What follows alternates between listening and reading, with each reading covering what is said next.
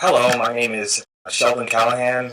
I am the executive director of Sheldon Life under the Deep Root Center for Spiritual Studies. Today, I am honored to interview one of my teachers, Lama Tantrapa.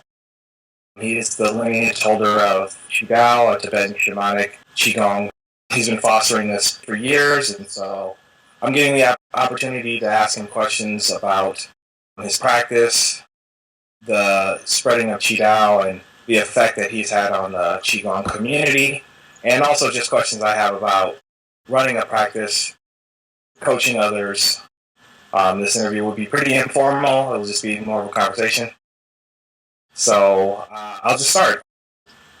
Maybe you can tell me a little bit about your background, of your lineage, where it comes from, your name, and also how you got started.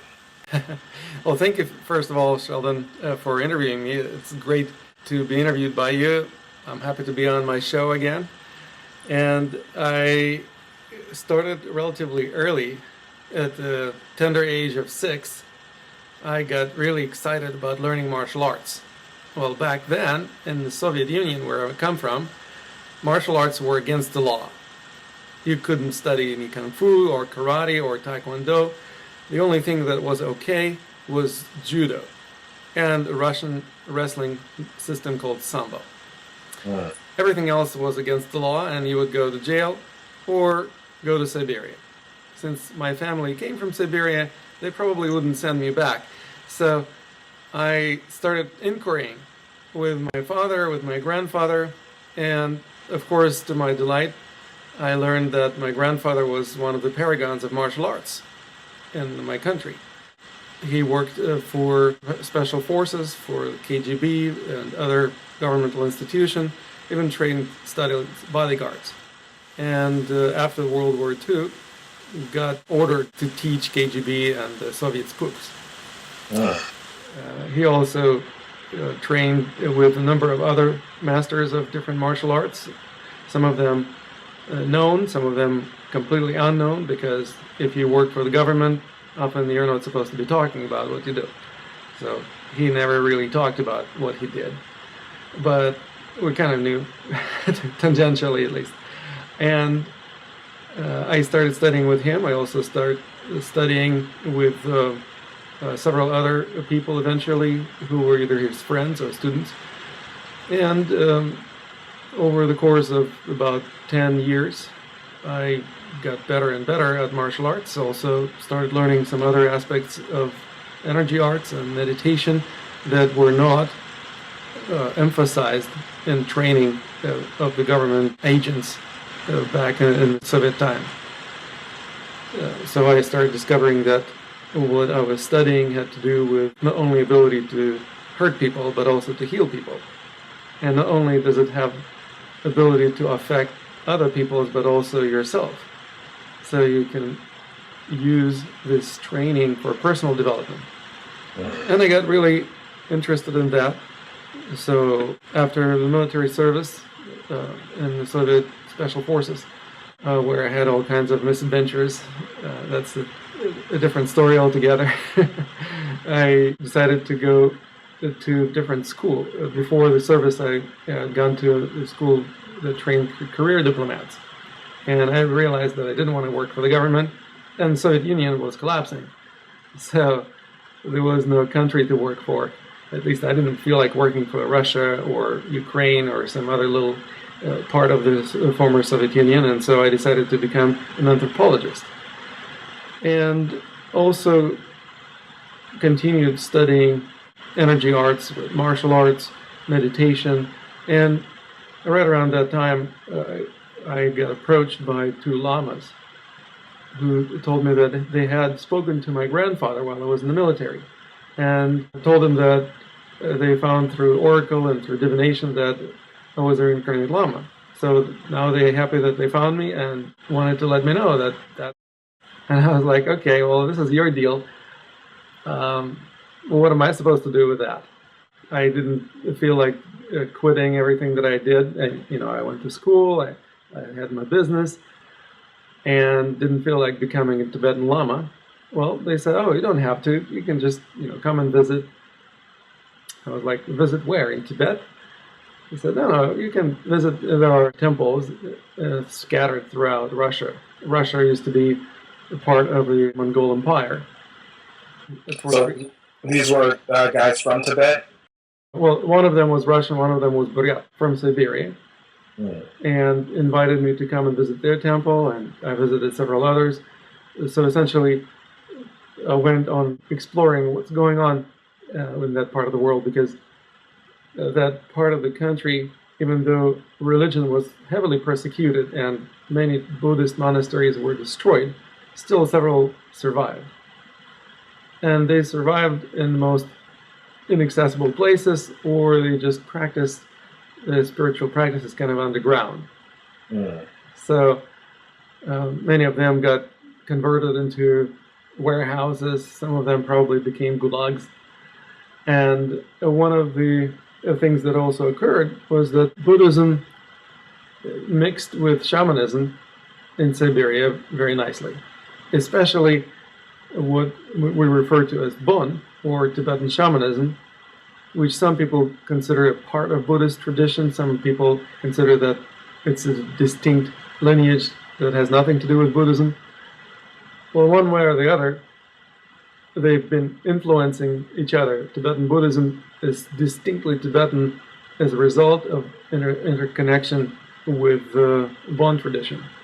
And Bon will never be the same because it's been influenced by Buddhism so much so that it became an organized form of shamanism, similar to Shinto in Japan or Taoism in China. And so, in a sense, Tibetan Buddhism was brought to Russia, and Siberia in particular, during the Mongol Empire.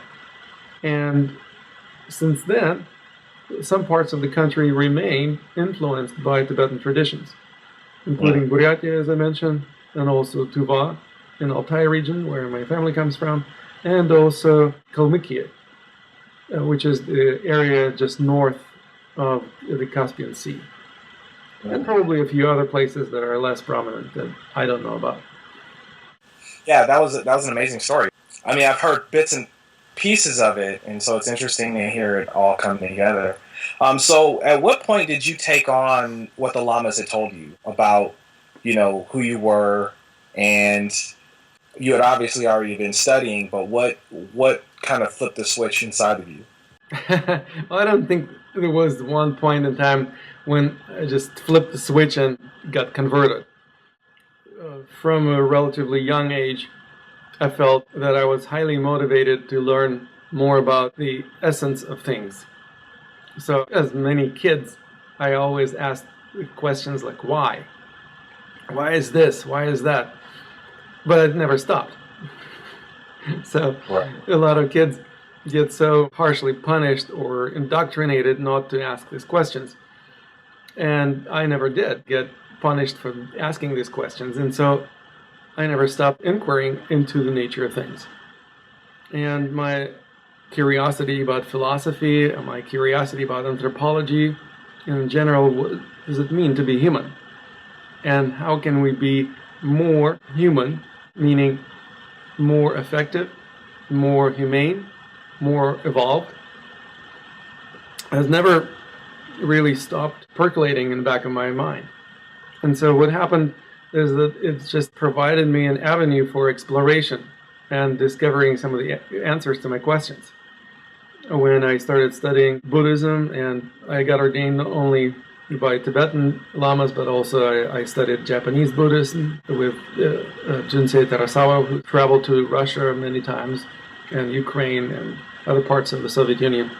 I also got ordained in the Thai tradition of Theravada. So I essentially started exploring a variety of different approaches. I also realized that the less dogma, the better. So I started inquiring into things that are less dogmatic and discovered Subud that originates from Indonesia, that doesn't have a dogma, doesn't have a doctrine, doesn't have a particular holy book.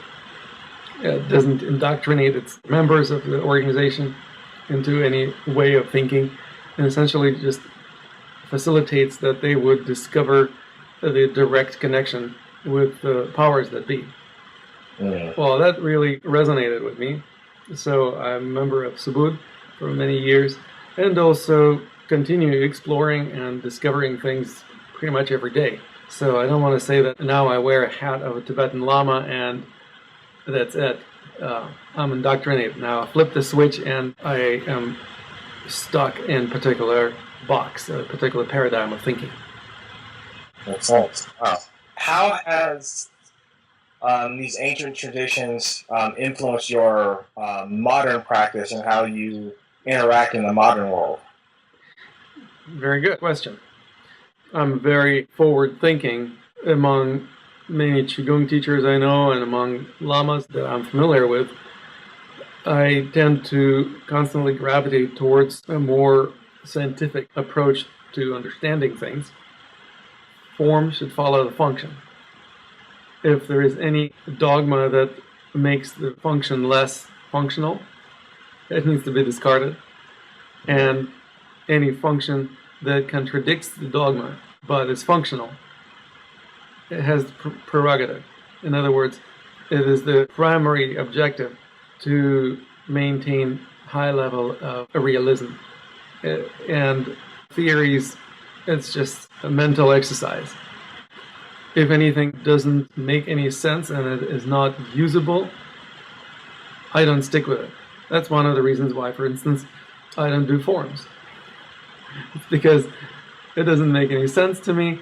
I don't see high value in it. And there are a lot of other things that are of higher value. That's why it's not part of my practice. You're pretty technologically savvy as well, and so just to touch on that forward thinking, Sure. How do you use technology in your practice to, get the word out about what you're doing, to share and collaborate and connect with students and other teachers alike? Well, to give you a little background, my parents are both PhDs, both engineers. My mother was a professor at the Aerospace Academy, and my father was a director of the research laboratory working for the pharmaceutical industry. So they both kind of instilled in me curiosity about novel technologies, contemporary, and perhaps even revolutionary ways of communication, computer technology, and things like that. So in other words, I'm not a computer engineer myself, but I'm very familiar with computers. I feel comfortable using them. I have no qualms about using modern communications technology, and it really helps me with my work because it allows me to communicate with people from all over the world. Nowadays, especially through Skype or through other video chat and video conference systems, I can communicate with people who otherwise wouldn't have access to any Qigong teacher or perhaps teacher of meditation or similar disciplines. That also gives me an ability to promote and popularize the teachings of other teachers who I interview on my talk show.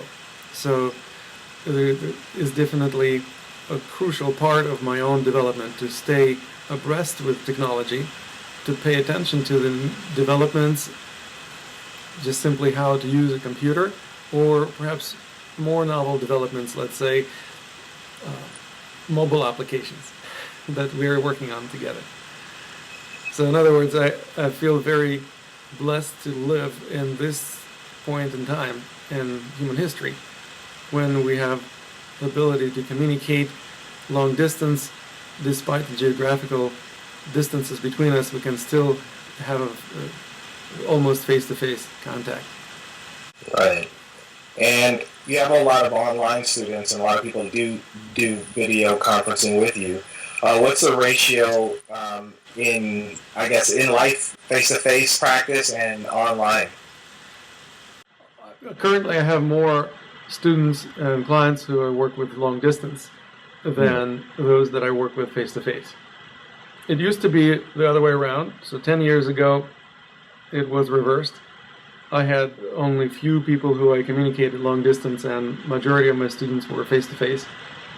Because I also traveled a great deal and lived outside the country for a couple of years, that kind of forced me to embrace the long-distance communications technology. And also developing the whole methodology of Qigong coaching helped a lot. Because Qigong coaching doesn't need to be done face-to-face. Most of the work is done through the person's own understanding and inquiry and implementation of certain ideas or insights that one gets. So these are not my insights, and I cannot implement them for you. You, as the coaching client, have to have the insight and implement it yourself. I can provide motivation, facilitation, and keep you accountable as to whether you're implementing what you decided to implement. But I don't really have to be there physically to make it happen. Of course, that also creates certain limitation as to the spectrum of teachings that I can offer this way. For example, it's really hard to teach push hands long distance. Maybe you can kind of go into the difference between teaching and coaching. Certainly. Coaching is a relatively novel methodology that originally was developed for athletes. So athletes often have a trainer and a coach. The trainer is the person who tells the athlete what to do and how to do it, and makes sure that they go through a certain routine or drill and basically get trained. Teachers, in a sense, do something similar to that. They download information into the students' minds, and those of the students who can demonstrate that they've got that download really well, they're good students. Those students who can't do that, well, they're supposedly not so good. The coach, on the other hand, doesn't download information into the students' minds. The business of coaching is mostly about inviting the person to explore and discover for themselves what they really resonate with, what they really want to align with, what meets their values. So the values obviously are things that also can be taught, but the coach doesn't instill the values into the coaching client or student. The coach invites the student to discover or reveal what his or her values are, and then start checking as to what would be the way to support these values the best. What would be the course of action that would allow you to achieve that which you value the most? In other words, if you have a dream, how are you going to manifest it? Well, it needs a certain plan of action. Well, the coach is the person who helps you develop that plan of action and then keeps you accountable as to whether you're implementing it, whether you're on the right track and moving in the right direction. Makes sense. And what advice would you give someone like myself who has a practice, runs an organization, is looking to do more distance learning? What kind of advice would you give someone like that starting out into the online distance learning? So these are all wonderful aspirations that you have. Let me ask you, what informs your aspirations? In other words, what are the values that motivate you to start offering what you have to offer online? Well, I have a lot of people that want to start experiencing some of the work that I've been doing. That always say, oh yeah, I'd love to do it, but I'm in such and such state or such and such country. I've always thought about, okay, well, I could teach you, and sometimes I'll get together with them on Skype and do sessions or whatever. They always go really well. I just never took it on as a full practice of mine because I have more people locally. Organizing something like that is something that's been interest to me, and I've watched you do it. I've studied from you, so I've been doing most of that online, except when we do our sessions when we're in person. I think the format is successful, so I'm just curious your insights of even getting started with that. If you are motivated by expanding the reach so that you would be able to work with more people, and perhaps also expanding your market territory, so to speak. I mean, Mm-hmm. I'm talking about business terminology here. Right. If you're only relying on your local market, well, there are only so many people that you can reach out locally who would be willing to travel to see you at your locale. If you have access to the internet, it changes everything. But the motivation that really matters here, also whether or not you want to make it into a business. In other words, do you want to make money doing that, or you are just trying to continue offering the service as a nonprofit organization? Yeah. I mean, even the stuff that we do as a nonprofit, the courses do go to benefit the nonprofit, and so I'm really a volunteer. But of course, the stuff that I would do would have to, at some point, benefit the nonprofit. Though we do a lot of community-based stuff that is, free of cost, and that's how we are able to do that is by the courses that we offer, and then we can do more community work. Which a lot of stuff like I've done with Maryland, with pushing for peace and etc. Right. Well, this is wonderful. It's a very noble approach. I organized and ran a nonprofit organization for many years myself, actually several, and also was on board of directors of several organizations, including National Qigong Association. And I realized eventually is that I have to learn how to make living doing what I enjoy doing. Mm. In other words, I don't have a day job that pays the bills. My work in the Qigong arena is what really supports me. And if it doesn't support me, well, then I have to rely on somebody else I could fall back onto. So I essentially developed a way to work with the people in a non-profit manner, long distance, and that turned into my talk show, The Secrets of Qigong Masters, interviewing other masters and making their interviews available to people either free of charge or for a nominal fee, allows people to learn a great deal. And then if they want more and they're ready to take a step and make a greater commitment, then they will also need to make a commitment of their own time as well as their own resources. For example, one of the things that I really find important for Qigong practitioners is to learn how to be effective entrepreneurs. And what that means is that we need to let go of the assumption that everything needs to be done on a non-profit basis. Mm-hmm. Because we have our own bills to pay, we have our own dreams that we would like to manifest. For example, I have a dream of buying and running a retreat center. Well, I don't have the funds right now to do that.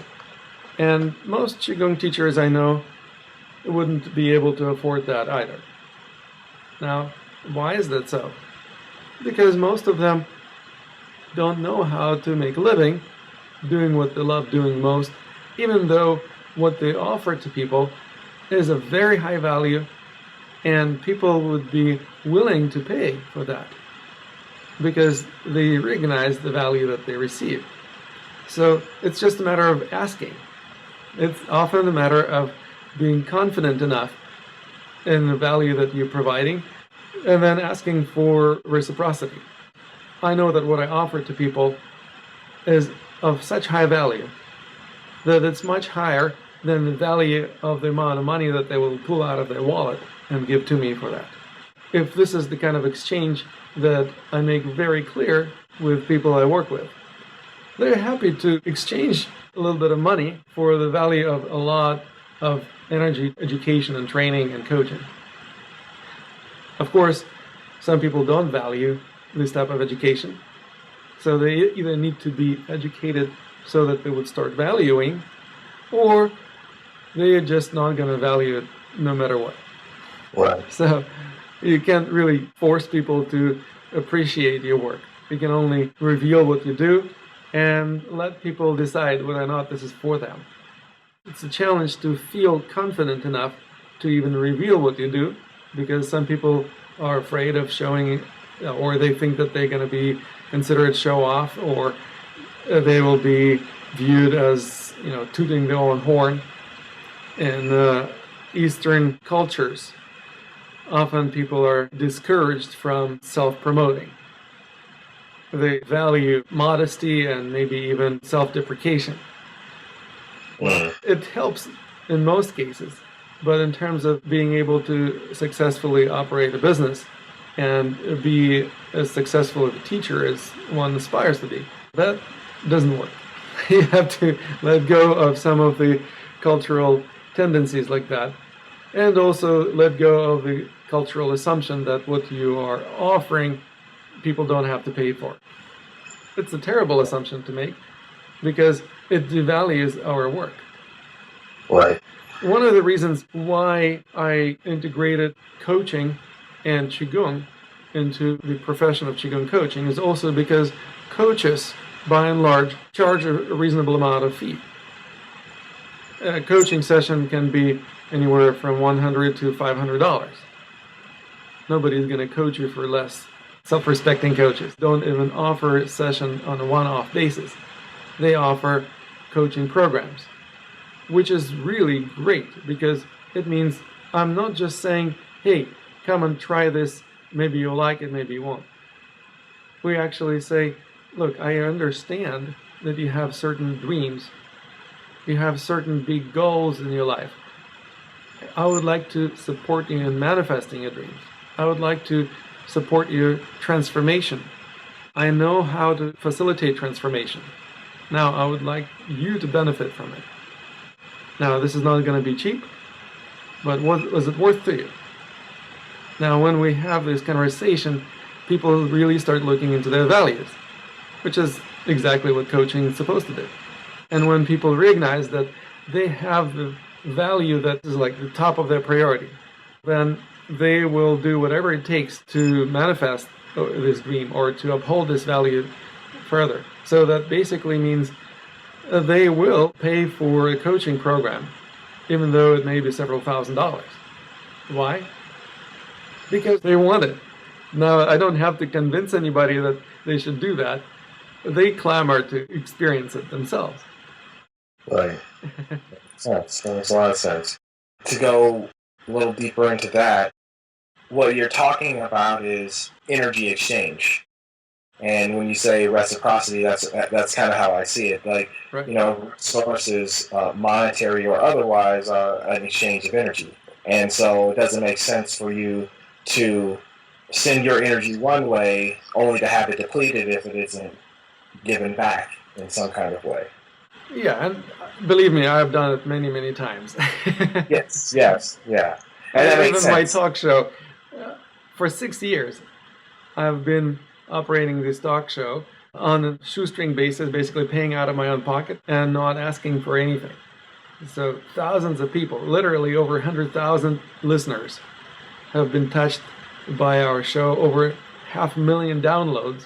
Later, I finally get it. You know what? Maybe I should charge something for it. Just $1. If just one person pays $1 for each download, 500,000 downloads later, I would be sitting pretty. I would be able to afford the retreat center, perhaps. Right. Now, this is something that doesn't come from greed. It comes from recognition of value and also knowing that we all have dreams. And I have dreams, and you have dreams, and we can support each other in manifesting each other's dreams. The more people we help manifest their dreams, the more they will help us manifest ours. So essentially, this is the principle underlying reciprocity. This is an important energy balance that we're trying to strike. If we don't have this balance, well, then we experience imbalance. Right. And how's that working? Yeah, it didn't work out too well. Well, I ran my own business into the ground. At some point, I had to file for bankruptcy because I didn't understand how to run my organization at a profit. And this was a Qigong business, or was this another type of venture? Yes, it was Academy of Qidao. It was during the recession time, so obviously people didn't have a lot of money to spend, and they had other values that they had to support in their lives other than education, especially in such subjects as Qigong.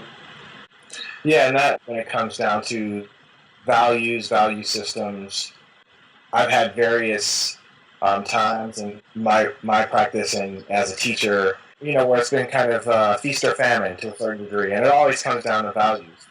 Of course, I have a high value on what I do, and the large amounts of money that I've spent to learn it, and lots of time and pain that I've spent to go through this. So when I'm sharing that, I understand that, and even though I still do it as a volunteer, more for the dream of the organization myself, but the values of the people that are coming to it determine how long they'll stay or if they'll stay at all. Exactly. And you talked about either people will leave or they'll have the opportunity to have their values evaluated and maybe educated on what's valuable, or people already know what their values are and they're willing to have that exchange. You've had this experience, and you can maybe speak on how did you bounce back from these competing values, especially considering times of economic downturn, when the value becomes I just got to eat and have a place over my head, and this other stuff doesn't matter as much to me. Well, simple. Reevaluate the values.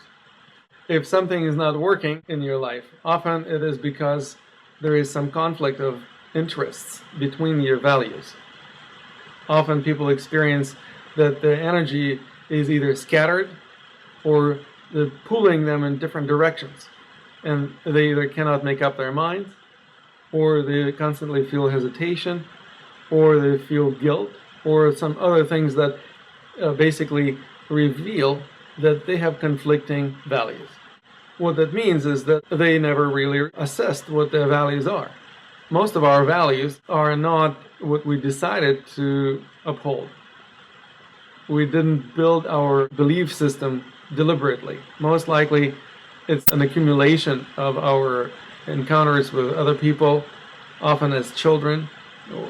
Often we've adopted the belief system of our parents or teachers or other authority figures, and perhaps also been influenced by other aspects of our social upbringing and education, or perhaps influenced by media.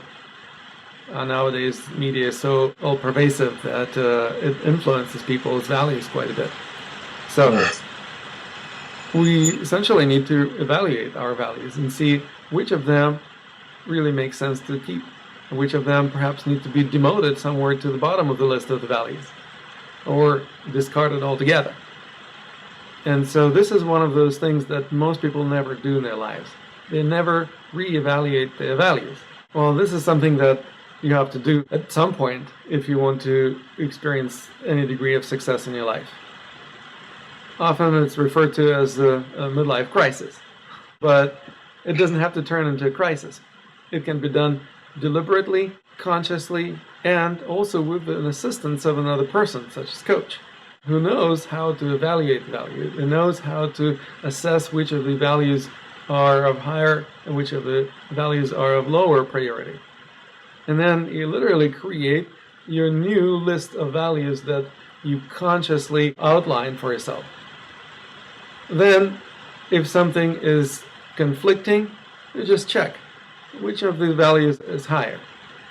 And if you uphold the higher value and you perhaps don't worry too much about the lower values, you are going to be in alignment with your value system. Right. If you pursue the value that is a lower priority on your list of values and perhaps forsake some of the higher values, what's going to happen? You're not going to be very happy because your higher values are still unsatisfied. So this simple and very straightforward approach transforms people's understanding of what to do with themselves and their lives. So it seems to come down to a lot of the things that we talk about in the course. I mean, we talk about physical alignments and how one little thing outside of physical alignment will throw everything off. This lines up in alignment exactly with what you're talking about on the physical state, but with conflicts of interest, with conflicting ideas. And I could see as we're talking, I can see those places where I'm like, evaluating my values, and I'm like, yeah, that's kind of not in alignment. So that's actually something that I'm actually actively thinking about right now, personally, is okay, these are the things I value, these are the things that I want. How do I line everything up in order to achieve that? How do I consolidate my energy from being out too far from myself, out away from my center, and kind of bringing things back to that so that I can actually execute these ideas, goals, and dreams? Fantastic. Yeah, this is a really remarkable process. And as you're about to engage in our apprenticeship, you will be learning how to not only do it for yourself, but also how to facilitate this process in other people. So this is really a great conversation to have. And also, you probably know already how to assess your own values, because just right now you started doing that and you seem to be relatively successful in identifying one value or another, how much it is in alignment with your true essence. So this is something that boils down to the most profound and at the same time most overlooked aspects of energy arts. When we realize that everything is made of energy, our own energy resources and different energy centers within our bodies are connected with certain resources and certain energy fields or energy currents outside of our bodies. If we want to experience what I call being in the flow, we simply need to align our own energy with the energy of the world around us in a way that there is certain congruence, or there is certain concord.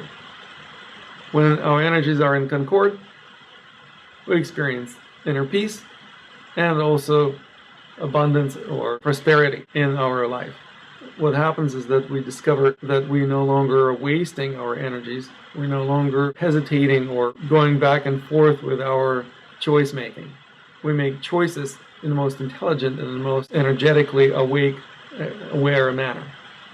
Choices that are made not on the basis of some preconceived ideas. They're based on energy resonance. If you resonate with a certain course of action, this course of action will be easy for you, and you will get farther and you accomplish more following this course. If you try to follow a certain course of action that you don't resonate with energetically, and you can also say, well, my values are not in alignment with this particular game plan, well, then you will have a hard time traveling down this path. You won't achieve much, and perhaps you will be suffering and maybe even causing other people suffering. Yeah, that makes total sense. You know, what's coming up for me is situations where an environment may not be conducive to a certain resonance, but having the ability to notice and to be able to point your energy at places where it's like, oh, it's resonating over here. I'm just going to go step over here because there's more resonance here. There's more flow that I can be in. I find this in push hands when I'm fighting, right? If I'm fighting somebody, it's that the flow wasn't going in that way, and I'm sitting here wasting energy trying to make it go that way. Yeah. I see that metaphorically acting in what you're talking about, and how it could be used not just necessarily in combative pugilism, but in life situations. Absolutely. I don't even like separating life from practice. Right. Because essentially, if we realize that we are still alive when we're practicing, then we learn how to integrate the practice in life. We bring life into our practice. Otherwise, without it, it will be a dead practice. And we also bring practice into our life, infusing our life with the awareness that we develop through practice, and also walking each and every step along the way, following certain culture of movement, as they call it. So basically, you're embodying the principles and the values that you uphold dearly. You really are congruent with yourself. You also communicate with other people with total confidence and clarity. One of the major reasons why people have a hard time being successful, not only as Qigong teachers, but as any professionals, is that they have one or two lacking values. One is clarity of purpose and clarity of communication. If we don't have a clarity of communication, usually it reveals a lack of clarity of purpose. If we communicate in a really convoluted or nonsensical manner, usually means that there is some lack of clarity in our own minds. And at the same time, there is another thing called confidence. If we really recognize the values that we pursue, that we have to offer to others, that we perhaps discover through our practice or help other people discover, we know very confidently that this, what we do, is a very high value. Nobody needs to prove it to us, or we don't have to convince anybody in it. And at the same time, if somebody doesn't see the value, it doesn't derail us, it doesn't bother us, okay, well, this is not for you. Apparently, there are people who resonate with my values, and there are people who don't.